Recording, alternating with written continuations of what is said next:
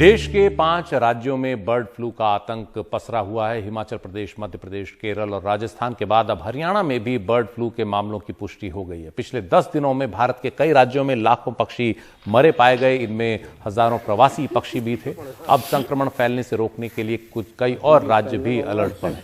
केरल में पिछले दिनों करीब 12,000 बत्तखें मरी पाई गईं, जिसके बाद वहां करीब 36,000 बत्तखों को मारा गया, जिनमें संक्रमण होने का शक था। कर्नाटक और तमिलनाडु भी सावधानी बरत रहे हैं। वहीं हिमाचल प्रदेश के कांगड़ा में 2400 से ज्यादा प्रवासी पक्षी पोंग डैम के पास मृत पाए गए। हरियाणा में 10 दिन के अंदर 4 लाख से ज्यादा मुर्गों की मौत हुई है और अब वहां भी बर्ड फ्लू की पुष्टि हो गई है, यानी इनकी मौत बर्ड फ्लू की वजह से हुई।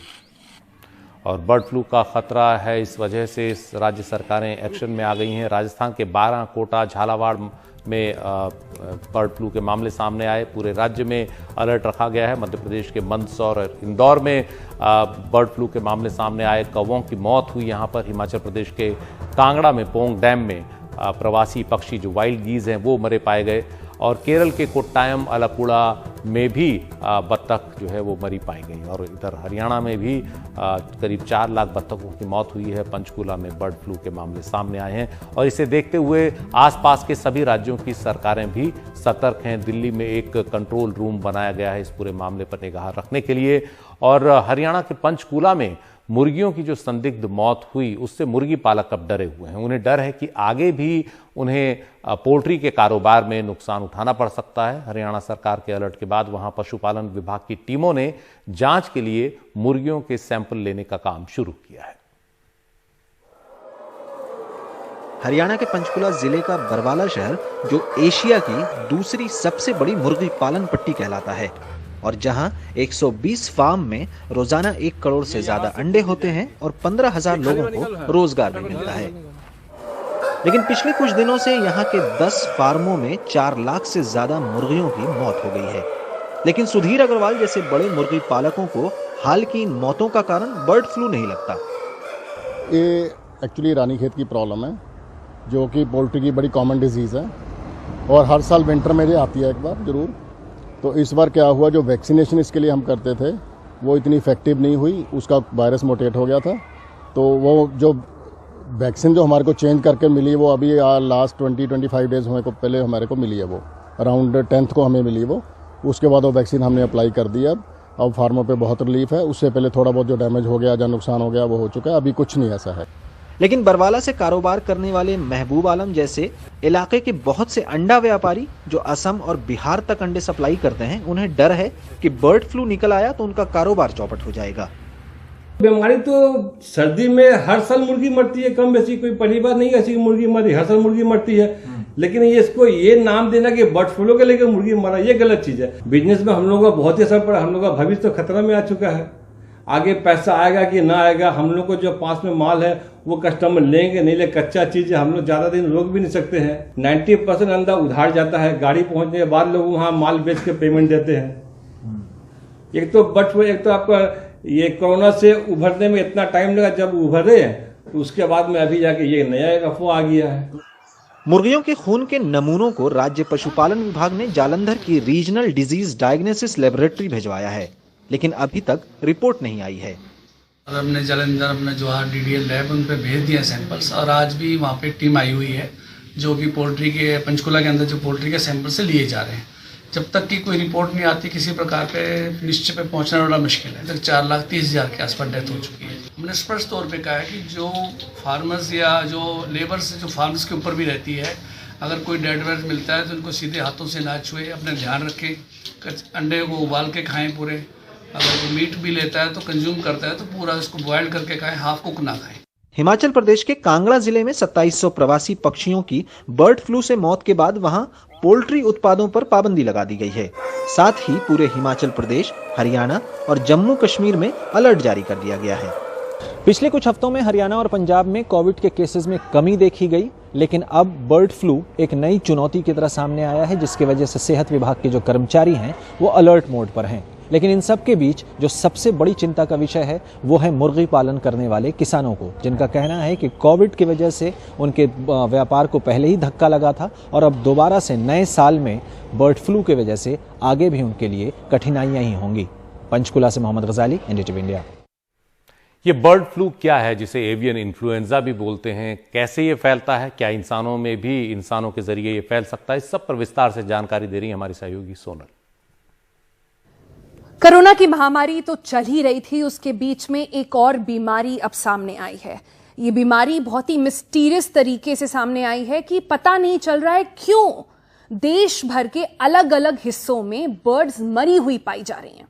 ये सिर्फ एक तरह की बर्ड्स नहीं है और किसी देश के एक हिस्से पर भी नहीं है, ये पूरे देश में फैली हैं। जैसे हिमाचल प्रदेश में वाइल्ड गीज मरी हुई पाई गई, राजस्थान और मध्य प्रदेश में कौवे मरे हुए पाए गए, साउथ में केरला के अंदर बत्तखें मरी हुई पाई गई और हरियाणा में पोल्ट्री बर्ड्स भी मरी हुई पाई गई। ये सब पिछले 10 दिनों के बीच में सामने आया है।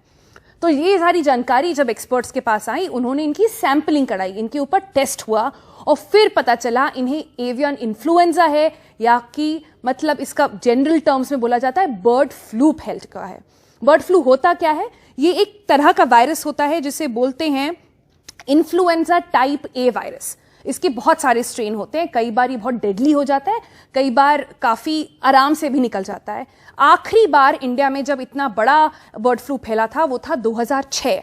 इस बार कहा जा रहा है कि इतना बुरा नहीं है अभी तक, लेकिन इस पे बहुत ही कड़ी निगाह रखने की ज़रूरत है। क्यों? क्योंकि ये फैलता बहुत आसानी से है। ये जो बर्ड्स होती हैं, जनरली जो एक्वेटिक बर्ड्स होती हैं या फिर जो पानी से अपनी उड़ान लेती हैं, उनकी ड्रॉपिंग्स मतलब उनकी बीड्स के थ्रू स्प्रेड करता है। दूसरी बर्ड्स में भी जा सकता है, कई बार मैमल्स में भी जा सकता है, जैसे पिग्स हैं, डॉग्स हैं, कैट्स हैं, हॉर्सेज हैं, उनमें भी फैल सकता है। तो सवाल ये उठता है कि क्या ये ह्यूमंस में भी फैल सकता है? क्या आपको और मुझे भी आ सकता है? अगर आप इस पर हिस्टोरिकल रिसर्च देखें तो WHO कहता है कि इसकी होने की संभावना काफ़ी कम है, लेकिन 1997 में हांगकांग के एक आदमी के अंदर ये पहली बार पाया गया था। ये बर्ड फ्लू के कई सारे स्ट्रेन होते हैं, जैसे कोरोना के बारे में अब आप जानते हैं कि काफ़ी सारे स्ट्रेन्स होते हैं, बर्ड फ्लू के भी काफ़ी सारे स्ट्रेन्स होते हैं। उसमें से एक स्ट्रेन है जो H5N1 का होता है। ये वाला स्ट्रेन जब हांगकांग में पाया गया था 1997 में, तो 18 में से 6 लोगों की इससे मौत हो गई थी। WHO अभी भी यही मानता है कि बर्ड्स और मैमल्स में फैल सकता है, लेकिन ह्यूमन टू ह्यूमन ट्रांसमिशन अभी तक इसका नहीं देखा गया है। लेकिन अगर कोरोना ने हमें कुछ भी सिखाया है तो वो ये है कि वायरस म्यूटेट होता रहता है और हमें उसे अंडर एस्टिमेट नहीं करना चाहिए। तो क्या आपको ऐसे हालातों में एग्स खाना चाहिए, नॉनवेज खाना चाहिए? फिर उसके बारे में WHO का कहना है कि ये खाना सेफ है, लेकिन आपको इंश्योर करना है कि आपका एग और चिकन पूरी तरह कुक्ड हो। मतलब अगर आप एग खा रहे हैं तो एग का योक और एग का वाइट पूरी तरह से कुक्ड हो। अगर आप चिकन खा रहे हैं तो कम से कम 70 डिग्री सेल्सियस तक गया हो और उसके बीच का जो मीट होता है वो पिंक ना हो और वो पूरी तरह से कुक हो गया हो। इसके अलावा अगर कोई रिस्क पर है तो वो पोल्ट्री वर्कर्स हैं बेसिकली, जो इन पूरे जो मीट वगैरह जो फार्म्स में रहते हैं और जो स्लॉटरिंग करते हैं, उनको बहुत ही केयरफुल होने की ज़रूरत है। इसके अलावा कोई स्केयर वाला मामला नहीं है, लेकिन सरकार इस पर बहुत ही कड़ी निगाह लगाई हुई है, ये देखने के लिए कि ये आगे स्प्रेड ना हो जाए। जैसे मैंने कहा कि ये वायरस है, ये म्यूटेट कर सकता है, लेकिन अभी तक म्यूटेट नहीं हुआ है। इंडिया में इसका कोई भी ट्रांसमिशन ह्यूमन बॉडी में नहीं पाया गया है।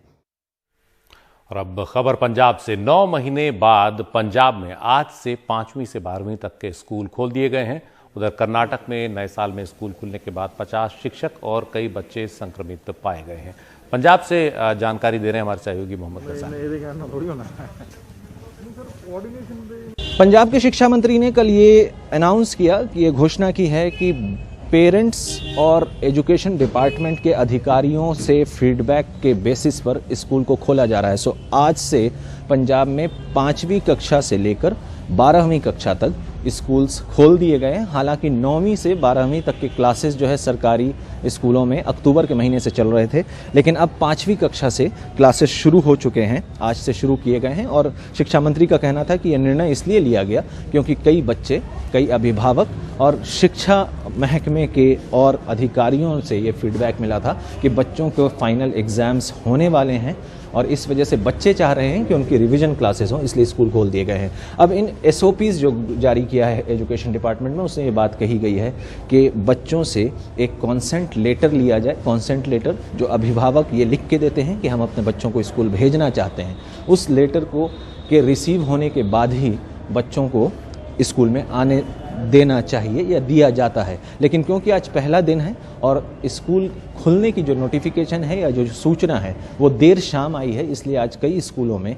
बच्चों की जो संख्या है, जो अटेंडेंस कह लें, वो कम है। अब सबसे बड़ी चिंता अभिभावकों के लिए भी है और टीचर्स के लिए भी है कि वो बच्चों को कैसे ये मेंटेन करें, ये इंश्योर करें कि क्लासेस लगने के बाद या स्कूल आने के बाद वो फिजिकल सोशल डिस्टेंसिंग भी मेंटेन करें, सैनिटाइजेशन वगैरह पर भी ध्यान दें और आपस में फिजिकल डिस्टेंस को भी मेंटेन कर सकें।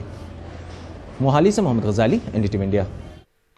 भारतीय क्रिकेट टीम के पूर्व कप्तान और अब BCCI के अध्यक्ष सौरव गांगुली को आज अस्पताल से छुट्टी मिल गई। शनिवार को उन्हें दिल का हल्का दौरा पड़ा था, जिसके बाद वो अस्पताल में भर्ती कराए गए थे। आज वो डिस्चार्ज हुए हैं। जब अस्पताल में उनको दिल का दौरा पड़ा तो खुद बंगाल की मुख्यमंत्री ममता बनर्जी और राज्यपाल वहां उनका हालचाल पूछने के लिए पहुंचे थे।